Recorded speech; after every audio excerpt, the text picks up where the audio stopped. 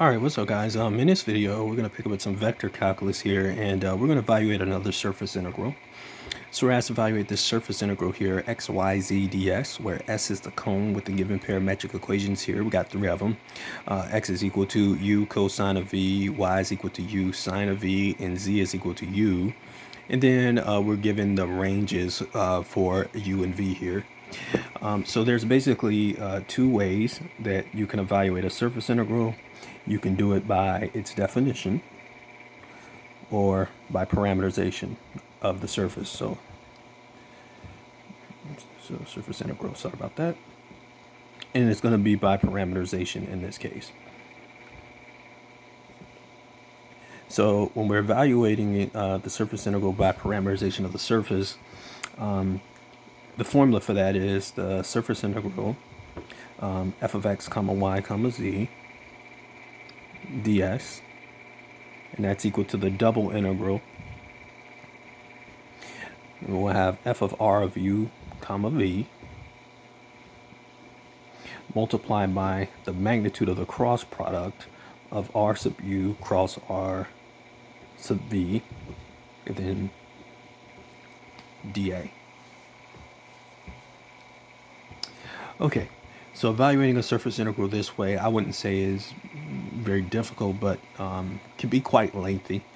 So when you're dealing with these types of integrals, just be prepared to spend a little time on it, because we got a lot of information that we need to get before we can even evaluate this thing. So the first thing we need to do is get r of u comma v. So let's go ahead and get that. And by the time you get to surface integrals, you will have worked through line integrals and a variety of other types of integrals up until this point. So once you start learning this stuff, it shouldn't be too hard to catch on to, as long as you've been paying attention in class and whatnot. So what is r of u comma v? Well, if you remember what we had for our surface integral, we had x, y, z. So we just need to go ahead and find r comma u comma v, and we'll just use the parametric equations for that by just substituting in. And so therefore, r of u comma v here is just going to be u cosine of v, comma u sine of v, and then comma u. Now the r sub u cross r sub v, the r sub u here and the r sub v are partial derivatives. So we're going to take the partial derivative of r of u comma v with respect to u, and then take the partial derivative of r u comma v with respect to v. So let's go ahead and do that. So u comma v. So let's take our partial derivatives and we see what we get. So we'll get positive cosine of v, positive sine of v, and then 1. Now we need to take the partial derivative here with respect to v. So in this case, if we take it with respect to v, well, we'll move the negative to the front. We'll get negative u sine of v, comma, u cosine of v.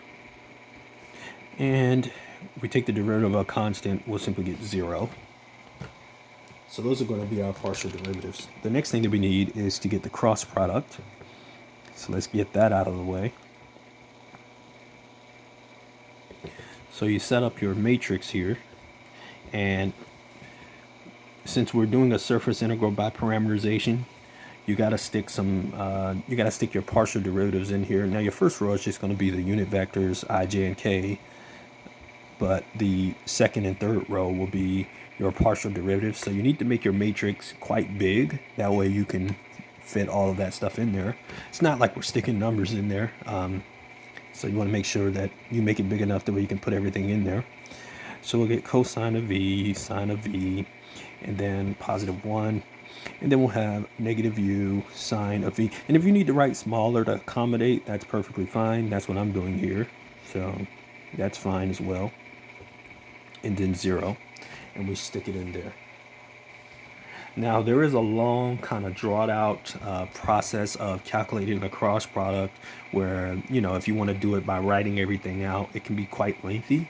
But by the time that you get to this, again, vector calculus, multivariable calculus, you should be pretty familiar and be pretty good with cross product to the point where you don't have to write down every step, which we're not going to do in this case, obviously. But if you're learning it for the first time, you might need to write down every step. So in our case, obviously I can do it without writing down every step. And so we know that the first column and first row gets eliminated first. What's left over, we take the determinant of that. So we'll get 0 minus u cosine of v. And then we'll have I minus.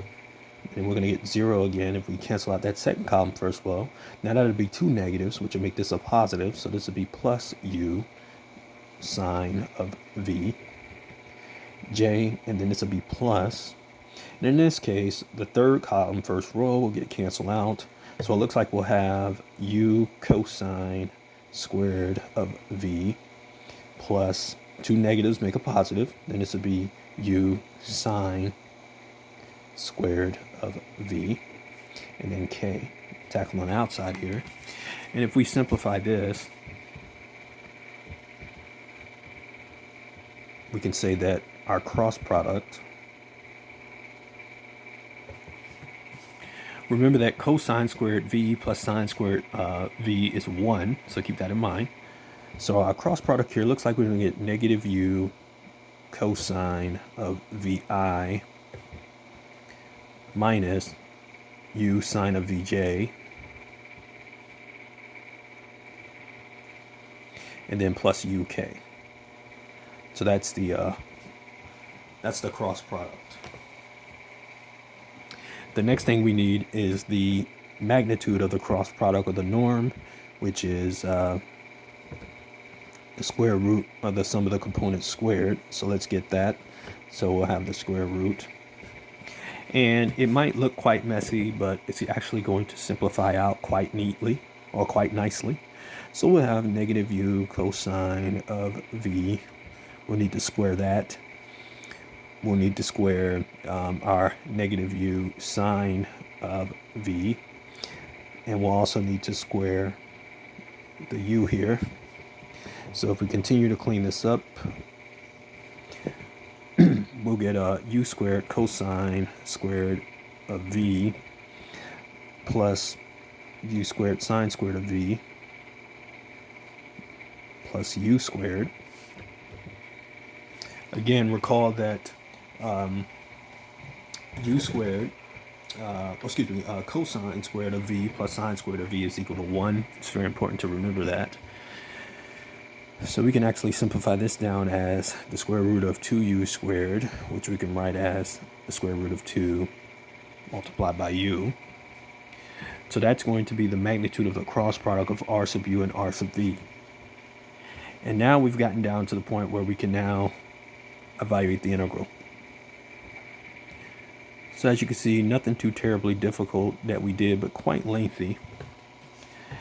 Now, this is a very common mistake that happens with some students, and I've done this before. Any mistake that I'm pointing out to you that most students make or have made in the past are mistakes that I've made.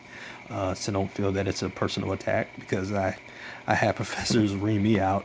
Oh, you made this mistake or whatever. And I'm not really big into ringing people out about making a whole bunch of mistakes. I just try to mention that correct those mistakes and kind of point out where the mistakes are coming from and kind of give you some advice on how to avoid them. So whenever I'm lecturing you on that, I'm just trying to give you a little bit of advice because I've made these mistakes. In this particular case, what we need to do is, or what we're going to do once we set up our integral, is we're going to evaluate this du dv.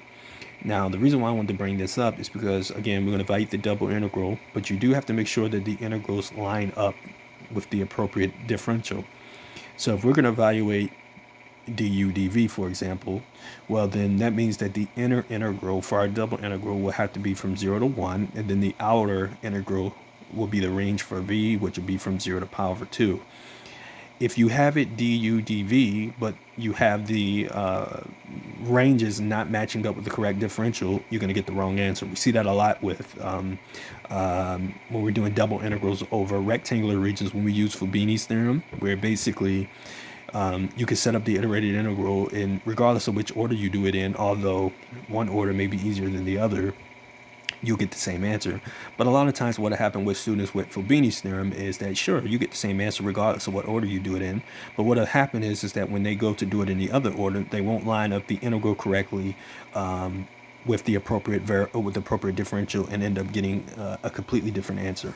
So that's, of course, when we do double integrals over rectangular regions. So you just want to make sure that you're lining everything up correctly. Okay.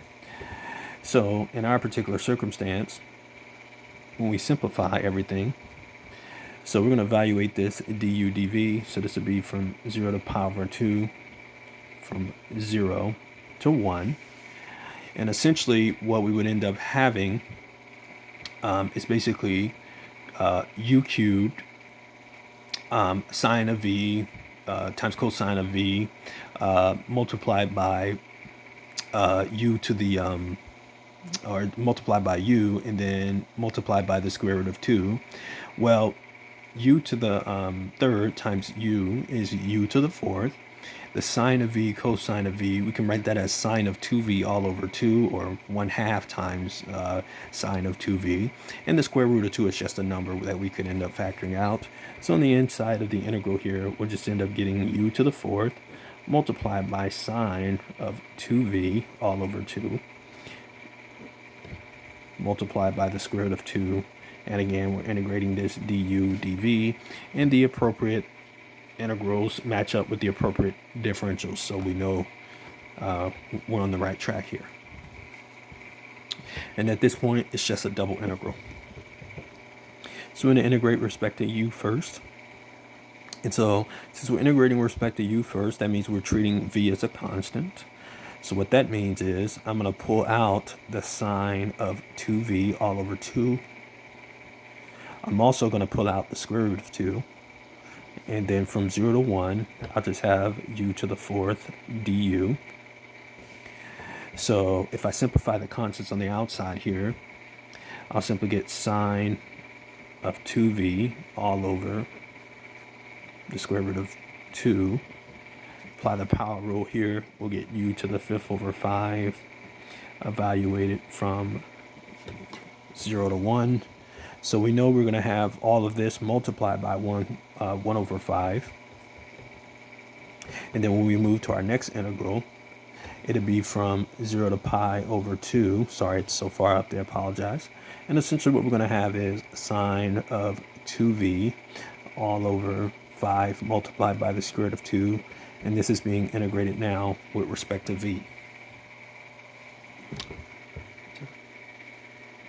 It's a terrible looking, dv is a little too big there, sorry. Okay, so we just got to evaluate this integral with respect to v now. So let's take out the constants. We can take out a 1 over 5 multiplied by the square root of 2. That's just a number. And what that'll leave us with on the inside is the integral from 0 to pi over 2 will have sine of 2v with respect to v. If we take the antiderivative, hopefully you remember that's negative 1/2 cosine of 2v. And now it needs to be evaluated from 0 to pi over 2. So we'll have 1 over 5 multiplied by the square root of 2. And then we'll multiply that by whatever we get when we sub in our limits here. So if we sub in the pi over 2, we'll get negative 1/2 cosine of 2 times pi over 2, which basically the 2's end up canceling. So we'll get basically a positive 1/2 when we sub in the pi over 2. So we'll have negative 1/2 times negative 1, which would be positive 1/2. So this would be positive 1/2. When we substitute in the 0, well, remember cosine of 0 is 1, so we would essentially have negative 1/2. Now it's going to be two negatives, so that would essentially make it a positive. And so this would be 1/2 plus 1/2. 1/2 plus 1/2 is just 1. And then we'll multiply 1 over 5 times the square root of 2 by 1. And we'll just get 1 over 5 times the square root of 2, which is actually the answer for the integral. So your final answer for the surface integral here, when we simplify this,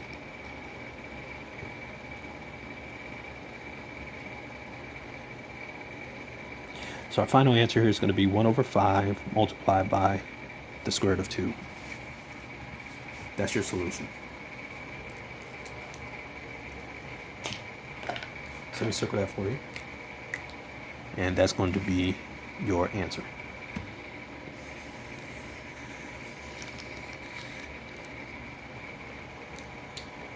Okay.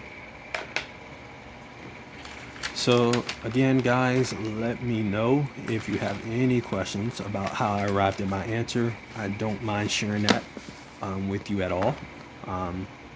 Just let me know. So that's going to be it, guys, and I will see y'all next time.